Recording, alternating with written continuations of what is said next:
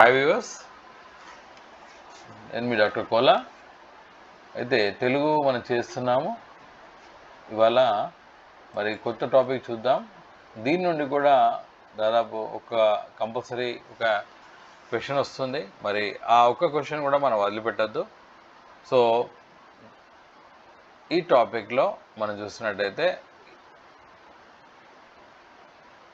మరి డెఫినెట్గా క్వశ్చన్ వస్తుంది కాబట్టి దీని ఏమంటామంటే వృత్యుత్పత్తి అంటే మూలం. ఒక పదం యొక్క అర్థానికి మూలమైన అర్థాన్ని అర్థం అంటాము. అంటే ఒక పదం యొక్క ఏర్పాటుకు కారణమైన అంశాలని ఈ విధంగా తెలియజేస్తారు. ఉదాహరణకు కలాపి అనే పదాన్ని తీసుకుందాం అనుకోండి. కలాపి అనే పదానికి నెమలి అనే అర్థం ఉంది. కలాపి అనే అర్థం నెమలికి ఎందుకు వచ్చిందంటే మనోరంజకమైన కల్పం. పింఛము కల్లది నెమలి అయినందున కలాపి అంటాము. కలాపి అనే పదానికి ఆధారము కలాపము, చేయగల లక్షణము. అంటే హవ్యవాహనుడు అనే పదానికి అగ్ని అని అర్థం. యజ్ఞంలోని హవీసు అంటే హోమ ద్రవ్యంను మోసుకొని పోనందున అగ్నిని హవ్యవాహనుడు అంటాం. ఈ విధంగా భాష సంపదను పెంపిస్తూ తోడ్పడతాయి. కాబట్టి మనం ఇక్కడ చూద్దాం, దీనికి సంబంధించి కొన్ని చూద్దాం. అనలుడు లోకమునకు జీవానాధారమైన వాడు, అగ్నిని అంటాం, అనలుడు అంటాం. అచలము కదలలేనిది పర్వతము. అబ్జము నీటి అందు పుట్టినది పద్మము. అమరులు మరణం లేని వారు దేవతలు. అక్షరము నాశనం పొందనిది వర్ణం పరమాత్మ. అమనస్కులు మనోవ్యాపారం లేని వారు యోగ్యులు. అస్త్రం మంత్రంతో ఉపయోగించబడినది బాణము. అన్వయము దీనిచే సంధించబడుతుంది వంశము. అంధకారము లోకులను అందులో చేయనది చీకటి. అగ్ని ఊర్ధ్వమునకు వంకరమునకు జ్వలించువాడు. అతిథి తిథి మొదలైన నియమాలు లేకుండా ఇంటికి భోజనాన్ని వచ్చేవాడు. చూడండి, మనం ఏమనుకుంటాం, అతిథి అంటే తిథి మొదలైన నియమాలు లేకుండా ఇంటికి భోజనానికి వచ్చేవాడు. అనిమిషులు రెప్పపాట్లు లేనివారు దేవతలు. అనిమిషాపతి దేవతలకు ప్రభువు. అచ్యుతుడు తన పదవి నుండి భ్రంశం నొందని వాడు విష్ణువు. అంబోధి నీటిని ధరించి ఉండునది. అపారము అంతటను పడునది. ఇంద్రాని ఇంద్రుని భార్య. ఇందివరము ఐశ్వర్యం యుక్తమగు లక్ష్మీదే వరించబడ్డది. నల్ల కలువ. ఇందుధరుడు చంద్రును ధరించువాడు శివుడు. ఉర్వి విశాలమైన భూమి. ఊర్విషుడు భూమికి అధిపతి రాజు. కబరి శిరస్సుకు చుట్టూ ఉన్నది కొప్పు. కంసగస్మరుడు కంసుని చంపిన వాడు శ్రీకృష్ణుడు. కమలము గర్భమును కలువాడు బ్రహ్మ. కపోలము భక్షించినప్పుడు కదిలేది దవడ. కాపరము దీని అందు ప్రవేశించి జలము మోయున్నది సరస్సు. కార్తీకము వృత్తికా నక్షత్రకుడు పౌర్ణమి వల్ల నెల. భూజము భూమి అందు పుట్టినది. కులంకుశ ఒడ్డున ఒడిసి ప్రవహించున్నది. కృష్ణుడు నలుపు కృష్ణవర్ణం గలవాడు. రైట్. కిన్నెరులు కొంచెము నరకము కలగవారు, ఒక విధమైన దేవతలు. కశ్యప బ్రాహ్మణ కుమారుడు, కన్వ మహర్షి. కౌశికుడు రాజు మనువడు. కాళీనందనుడు పార్వతీదేవి కుమారుడు. ఖేచర్లు ఆకాశంను సంచరించువారు.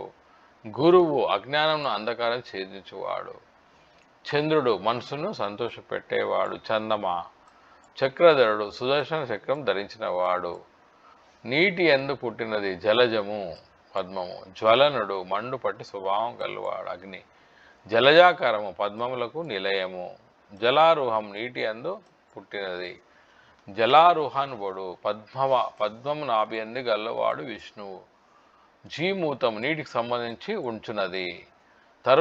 తరుణేంద్ర శేఖరుడు చంద్ర రేఖా శిరస్సుపై గల్లవాడు. తమసి ఎక్కువమైన తమస్సు గల్లది. తుహినాద్రి మంచు గల కొండ.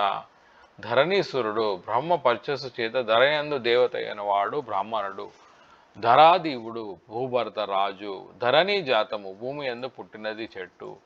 దామోదరుడు తులసిమాల ఉదరమున గల్లవాడు విష్ణువు. దాశరథి దశరథుని పుత్రుడు. పరపతి పరులకు పతి. నాయకుడు శృంగరారముకు ఆధారమైన వాడు పురుషుడు. నాస్తికులు భగవంతుడు లేడని వాడు. నిసంగులు అన్ని బంధములు వదుకున్నవారు. నిష వ్యాపారం నశింపుజేయనది. నిజారారులు దేవతలకు శత్రువులు. నిడజము గుటియందు పుట్టినది. వయోదారము నీటి ధరించున్నది మేఘము.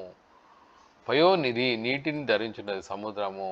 పంకజము నీటి యందు పుట్టినది. పక్షి పక్షములకు రెక్కలు గల్లది. పంకజనాథుడు పంకజం నాభియందు గలవాడు. పార్వతి రాజకుమారై శివుని భార్య. పర్వత రాజకుమారైని పార్వతి అంటాం. పాతాళం పాపం వల్ల దీని యందు పడుదురు. పుత్రుడు పున్నమ నరకం నుండి కాపాడువాడు. పృథ్వీ విశాలమైనది. బలభేది జలాసుని సహనించిన వాడు ఇంద్రుడు. భానుడు ప్రకాశించువాడు. భాస్కరుడు కాంతిని కలిగించువాడు. భూపాలుడు భూమిని పాలించువాడు. భూమరులు భూమి యందు దేవతల వల్లే ఉండువారు బ్రాహ్మణులు. భూరుహామం భూమి యందు పుట్టినది చెట్లు. భూపరుడు భూమికి భర్త అయినవాడు రాజు. భూమిసురుడు బ్రహ్మ పరిచస్తూ భూమి యందు దేవత అయినవాడు. మాధవుడు లక్ష్మీదేవికి భర్త.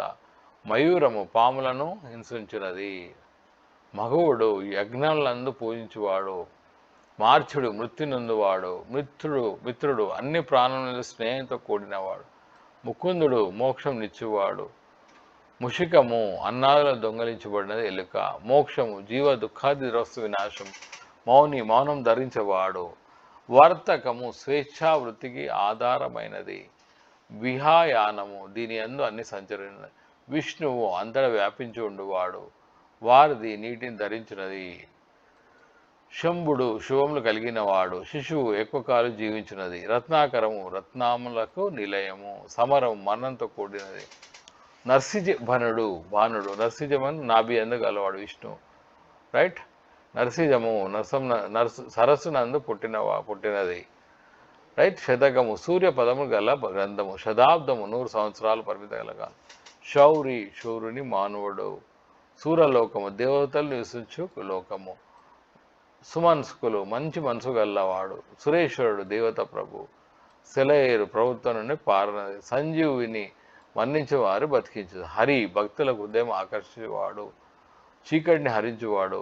హుతబక్కు హోమద్రవ్యాన్ని భుజించువాడు. హృదయము హరించబడినది గుండె. క్షమజము భూమి యందు పుట్టినది. రైట్. భూమి యందు పుట్టినది. నెక్స్ట్ వచ్చేసి క్షత్రియుడు శక్తి నుండి కాపాడేవాడు. విశ్వపతి విశ్వానికి పతి. కందుడు శ్రీకంఠంలో విషం గలవాడు. రాఘవుడు రామవంశి పుట్టినవాడు. వైకుంఠుడు వికుంఠ అని తల్లిందు పుట్టినవాడు విష్ణు. సో మనం చూసినట్టయితే ఈ పదాల నుంచి కూడా ఒక క్వశ్చన్ వస్తుంది. కాబట్టి ప్రతి ఒక్కరు కూడా దీన్ని ఒకసారి 2 సార్లు రివిజన్ చేయండి. డెఫినెట్గా you will be scoring 1 mark. Either Telugu medium are English medium. Without any hesitation, please concentrate on that. Hoping that this will be useful series of Telugu lessons. Signing off, your Dr. Kola. Bye-bye.